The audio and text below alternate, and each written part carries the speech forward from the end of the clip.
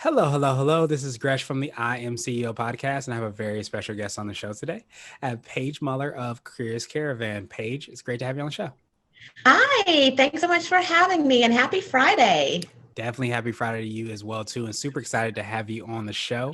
And before we jumped in, I wanted to read a little bit more about Paige so you can hear about all the awesome things that she's doing.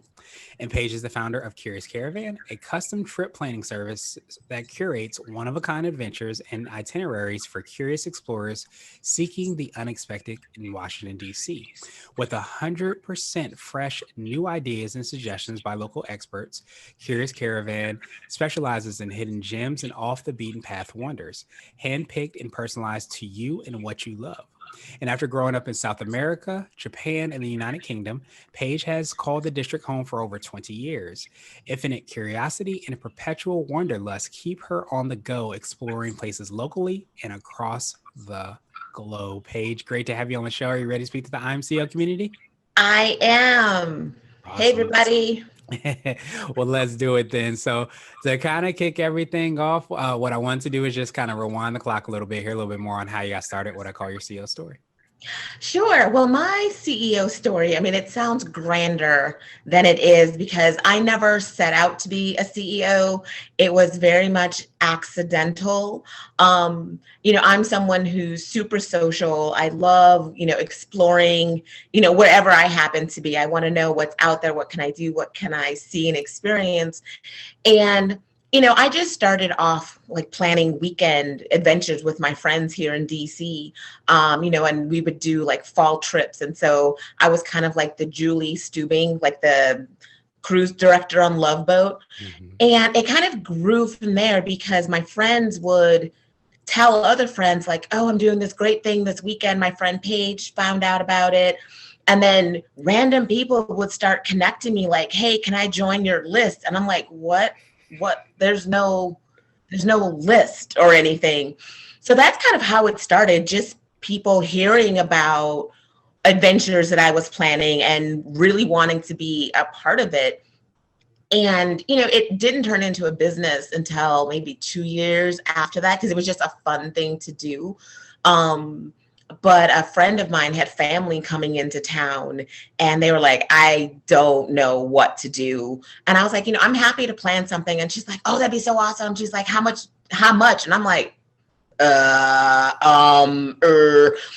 I just like threw out a number and she's like, awesome. And that's really how my business started. That's so funny, but I absolutely love the organic nature, of that. And I think so many times I'm a big believer when you're in your kind of zone of genius, you're doing whatever kind of comes naturally. That's sometimes where the best opportunities come from, because a lot of times these businesses and organizations that are doing phenomenal things didn't exist like 5 or 10 years ago, but it's just people that lean in on their passion, the things that they do well. And then next thing you know, the business comes from there. Exactly. And that's certainly true in my case. And it's funny because I feel like everything I kind of had been doing up to that point really was driving me to this point, even though I didn't realize it and I didn't have a destination in mind at all. But because my mom's a teacher and always was introducing us to new people, new places, new things, when we lived overseas, my mom taught for the military. So it was always like, we're going to go off base and explore and, go to museums. And everything was a learning experience, which as a child was, drove me crazy because it's like, I didn't learn anything. Like I didn't want to go, but kind of, that laid the foundation, and her asking questions like, well, what did you think about this? And, we tried this. What did you think? And now I have kind of become my mother because all of those questions are things that I like seeking on my own. And that's what I want to give, to people who are coming to DC. I want them to experience like the things that I love. And I really want them to have the best experience, and try new things. So yeah, thanks, Mom. Yes, absolutely. I'm sure she's super happy to hear that. And I think so many times, when you kind of figure out and see a person, especially in their I was going to say natural habitat, the thing that they do that comes so naturally to them. Yeah. you don't sometimes realize that it didn't just happen on that day. It didn't just happen when you started the business. So I appreciate you sharing that, because seeing how those seeds were planted when you were younger, and now you're Mhm. doing a lot of the same things and have the same interests and the same natural gift, that is huge for people to kind of understand when they're even building something, where sometimes you look at the things that you did maybe when you were younger that you got exposed to that were your interests, sometimes lead you in the direction of where you should go. Exactly. And yeah, I mean, because if I had tried to dream up a business for myself, it would not have been this. Mhm. I think I would have tried to be really practical. I want to invent an app, or I want to do something in IT, even though I have zero talent or skill in that area. You know, that's what I would have thought a business should be. But yeah, I definitely think it's better when it's something that you're actually passionate about. Um, because, being your own boss, your own CEO is hard.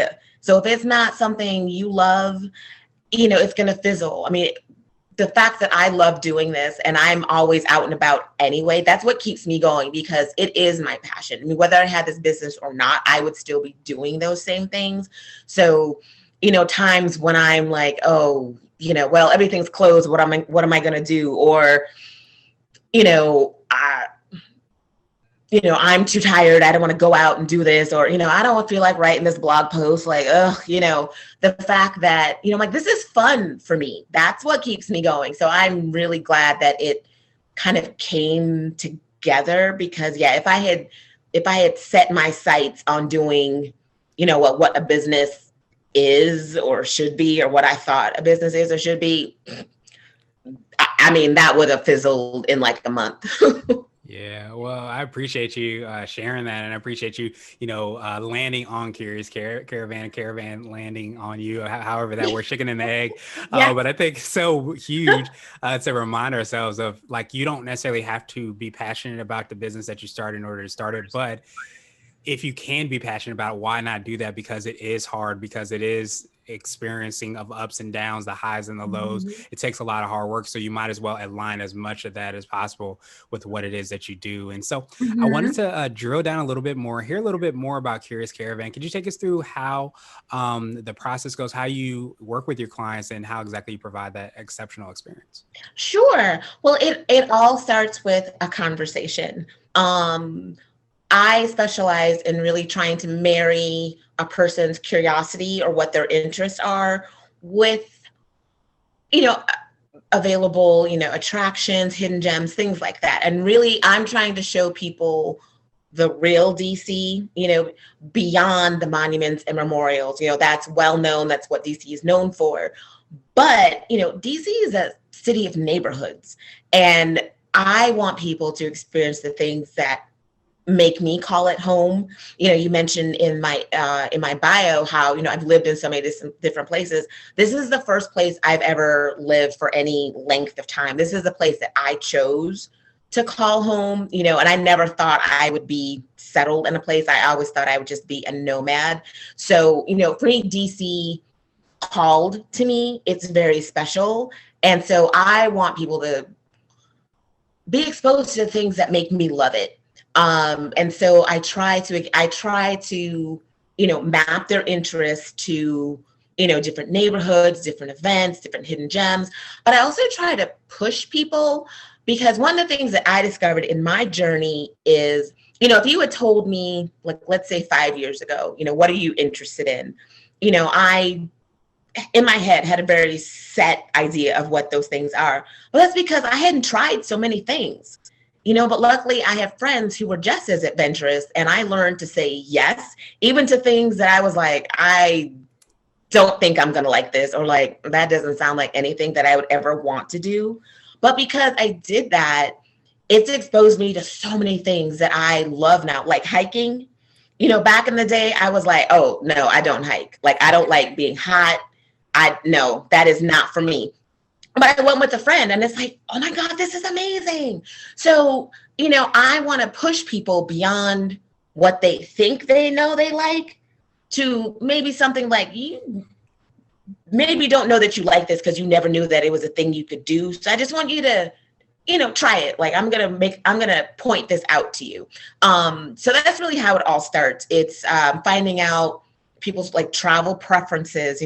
Some people want a schedule. They want to know, okay, I wake up, I'm gonna have breakfast, I'm doing this, doing that. Or are they, like, I just need some suggestions. Like, I don't know how to get started. So, that's how it all starts, like planning kind of how they want their adventure to be, and then putting together that itinerary, or a city guide. That's another service that I provide. So I customize your experience, but I also have city guides that I do, which are usually focused on a certain topic. Like, I just did one for spring in DC, and it's, all these great things that you can do in DC, during spring. I'm working on a family guide right now, because I have nieces and nephews. So, what do you do when you have kids? They're not all going to be interested in museums, because ironically, my first trip to DC is when I was 10, and, did the whole FBI building, Mount Vernon, all that kind of stuff. Can't say that was my favorite trip, but again, I was 10. So how do you kind of make DC accessible to families with maybe, young kids, or like a young child, someone who's older? How do you navigate that? And, what is available beyond the museum? So that's really what I kind of bring to bear. It's, my local knowledge. I have a passion for random facts. So, I always love sharing these little weird factoids with people, because, everything that I see and experience, like, there's a story behind it. And I love those stories so much, because, you could look at something and be like, okay, that's cute. But knowing more about it, then you're like, oh, and it changes your whole perception. So that's another part that I try to bring to people's experiences. It's the story behind some of the things that they're seeing. And then the other aspect that I love and is music. My family is, very musical. My cousin is Eddie Grant. And, I had another cousin who wrote for Billboard for a long time. And music makes you see things differently, makes you experience things differently, can really elevate your mood, and can really, enhance your experience. So that's another thing that I like to bring to people's experiences is, a curated playlist. I don't do that all the time. Again, it depends on the person, but that is another thing I like to provide. And it's, local artists. Everything I do is focused locally, DC, DMV, so that all of your senses are engaged. Yeah, I truly appreciate that. Yeah, no, it's perfect, because I think it helps to kind of see a full like understanding. But I love how everything starts with that conversation, because I think when you understand that this is who I am, this is what I like to see, this is what I want to experience, and you're able to kind of work through that and kind of create that experience for them, and maybe even push those boundaries a little bit. Mhm. I think it provides that really, remarkable experience at the end of the day, because I think it's cool to like, no, I just want to do this, and this because I read this, and this, or I heard about this, and this. But when you get that insider kind of scoop on things that you didn't know, coupled with the stories and all of those additional things that make it a true experience, I think that's where you get out of your quote unquote comfort zone, and they really become remarkable experiences, and memorable ones as well too. So I love that you're able to kind of couple all those into that experience for somebody that is to come to the area. And I was going to ask, would you consider that to be what I like to call your secret sauce, the thing you feel kind of sets either you or your organization apart and makes it unique? Is that your ability to be able to, for lack of a better term, translate that into a really phenomenal experience for someone? I think so. Yeah. I mean, because I'm a people person anyway, but I'm also hugely curious myself. I mean, again, going back to my mom, that is something that she very much encouraged. She very much encouraged us to go beyond, a, travel guide, or, what's in a history book. My mom, would always tell us like, oh, well, your history book said this, but let me tell you about this, and this. And, whenever we traveled, my mom was like, we are not eating at McDonald's, like, we did not come to Paris for you to eat at McDonald's. we're going to this Parisian restaurant. Like, you don't need to know what it is, but you're going to try it, so that, again, just instill that natural curiosity in me. And then I've discovered I'm also kind of a huge nerd. Like, I'm that person on the tour that is always asking a million questions, and everyone is like, oh my God, would you please stop? That's me, or when you're walking in a museum, I want to read every placard, or I'm the one asking, oh, you mentioned secret sauce. Okay, I'm going to give you a secret sauce. When you go to museums, ask the security guards that are there. They know so much information, because they're usually there when the works are being installed. They get prepped so that they can ask questions. But a lot of them have been at these institutions for years. They are just a wealth of information. So, don't just ask them for directions. They love to share what they know, and they love to give you these little insider things that happen when a piece was being installed, or like, oh, I got to meet the artist. So, I'm that person. There's a person who I can ask a question to. I'm like, so what do you think? What do you know? That's me. So, yeah. Nice. No, I appreciate you sharing that, even that little hack, within that as well too, because it's so funny. I was thinking, like, a lot of times when you go into an office, like I did a lot of cold calls and stuff, and usually they said you want to be nice to the receptionist or the office administrator because they know everything that's going on. I never thought about the security guard being that person that probably knows all the behind the scenes, all the information, has seen people come and go, as a person that is that kind of, maybe I won't say most knowledgeable, but up there more than sometimes we think, or at least more than knowing where the directions of wherever the bathroom is or whatever we want to know about. So I appreciate that. Yes. I mean, and that's just so true. Tour guides obviously, know a lot. It's their job to know a lot, but there's so many other ways to gather information and gather knowledge. And that's the stuff that I really love. I mean, my friends hate going on really any trip with me because, because if there's someone that I can talk to, I'm going to talk to them. And it's usually going to be, like, it's been an hour. Can we go? I'm like, no, like, wait. One more story. But yeah, that's how I have come to know so much about, DC. It's asking people who, have lived here for a long time, or, asking the Uber or Lyft driver. That's, my other favorite thing to do. Yeah, it's just always asking questions, from whoever is there. Yeah, it's just really, and again, it's the people, that's what it all really comes down to.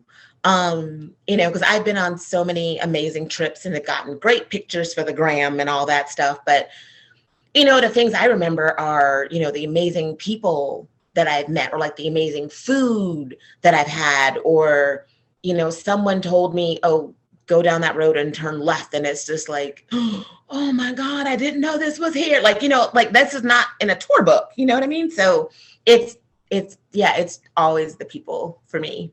Yeah, absolutely. And especially that coupled with that insatiable curiosity, is that opportunity to really ask those questions and really understand, I think, a holistic look at where you're going, and to understand that, especially from a DC area, which is such a transient area, to get those stories, be able to understand that this isn't just a landmark, there's a whole story behind that. And these are the people, and this is where I collected all this. It's just really exciting because I think it keeps everything, from my perspective, it sounds like very, very fresh and new, and always kind of learning more and more and more, and a never ending kind of opportunity to kind of I guess quench that thirst, for lack of a better term. Yeah, exactly. I mean, a friend and I, who I've known for a long time,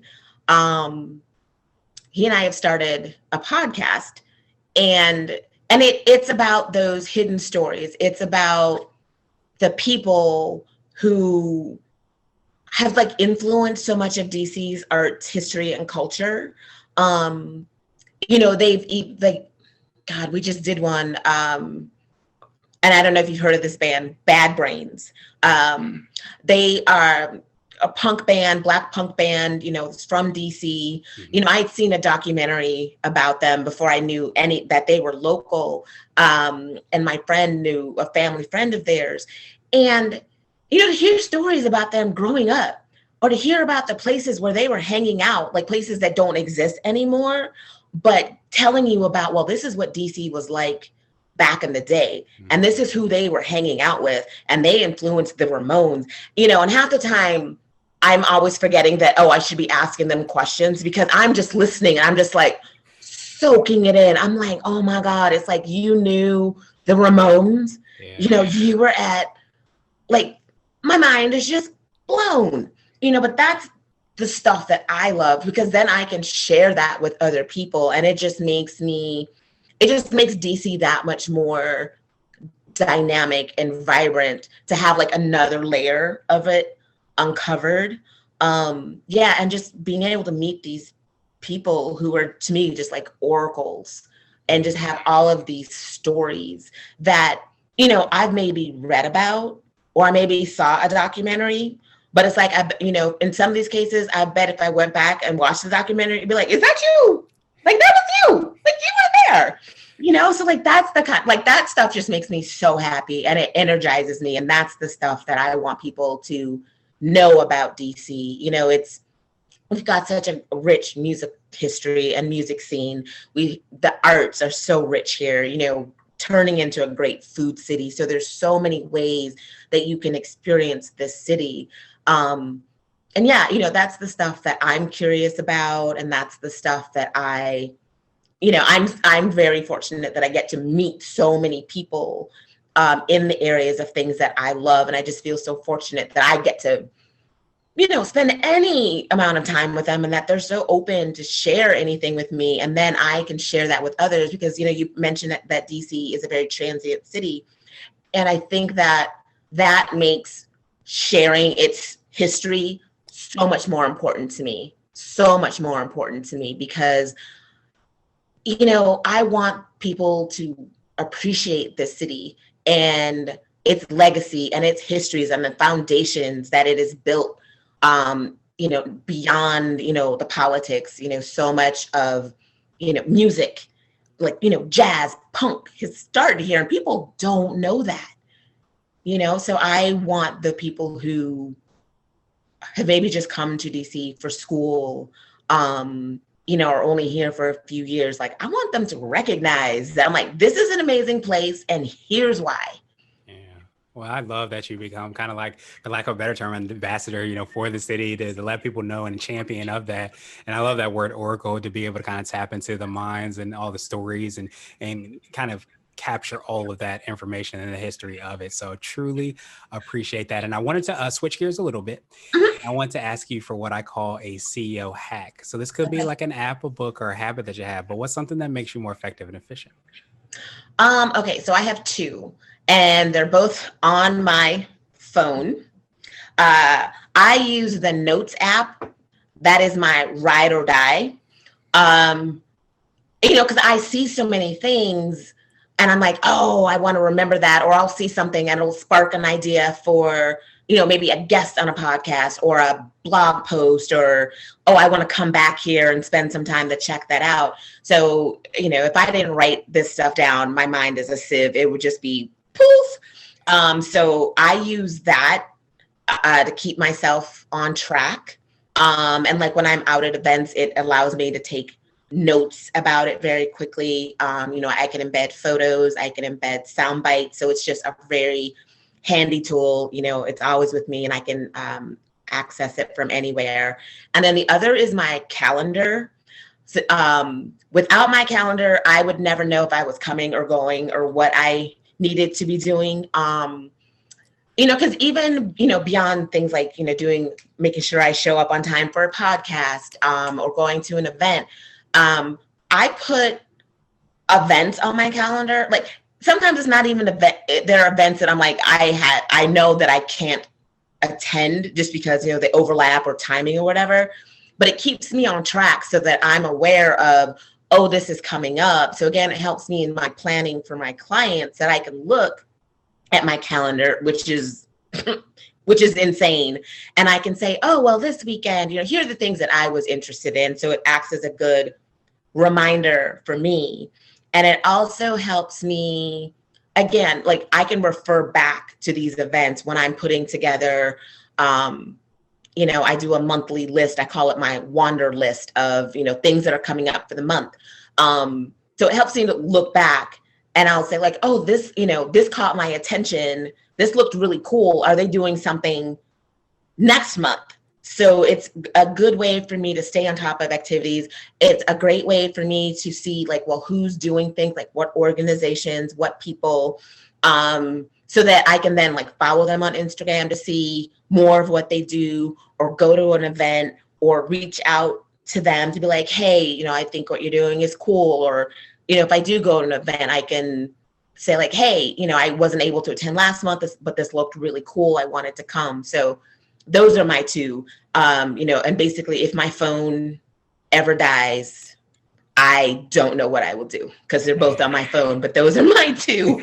Make sure to throw it up in the cloud. I do the Yes. same thing, because I lean on my stuff pretty hard, the notes and the calendar as well too. I wouldn't know where I was, or I wouldn't remember much of anything if I didn't have both of those. So I love those hacks. And what about a CEO nugget, which is more of a word of wisdom or a piece of advice? It might be something, if you were to hop into a time machine, you would tell your younger business self. I just saw this on an Instagram post. It's something about like living life fiercely. And I think that's something I'm trying to embrace more and more, because I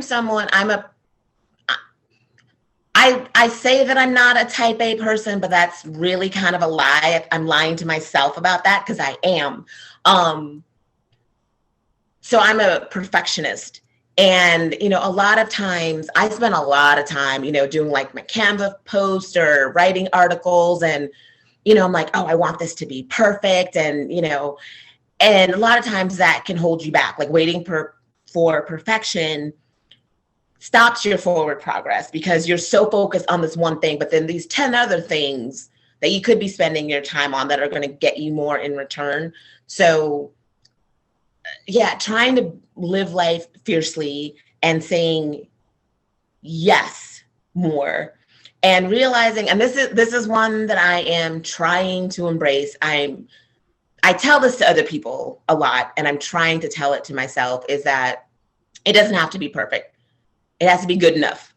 Yeah. Because nobody's going to know that it's not perfect. I mean, they don't know. Yeah. So good enough sometimes is the best you can do, and that's okay.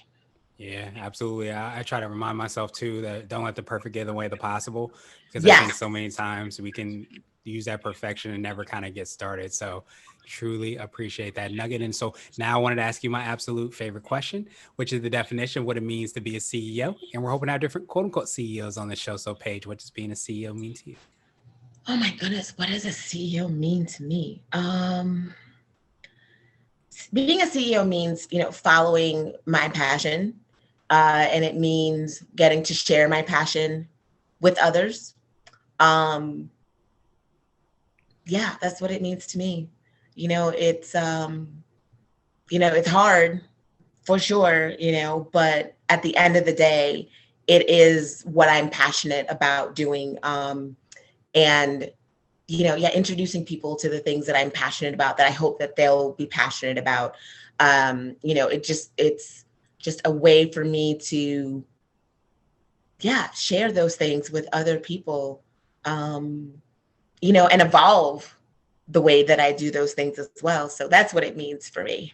Yeah, I absolutely appreciate that evolution, that growth, and that opportunity that you have by having a gift and having passions and things that we want to do and have that opportunity to kind of share that with others and give them a really phenomenal experience as you do so well is definitely absolutely huge. So Paige, truly appreciate that definition, and I appreciate your time even more. What I want to do is just pass you the mic, so to speak, just to see if there's anything additional that you can let our readers and listeners know, and of course, how best they can get hold of you and find out all the awesome things you're working on.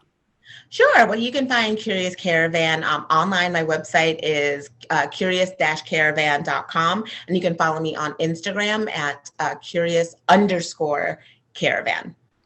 Awesome, awesome, awesome. And we'll have those links and information in the show notes as well too, so that everybody can follow up with you. But truly appreciate you for all the awesome work you're doing and being an ambassador to the DC area as well too. So thank you so much again, and I hope you have a great rest of the day. Thank you so much. I really appreciate it.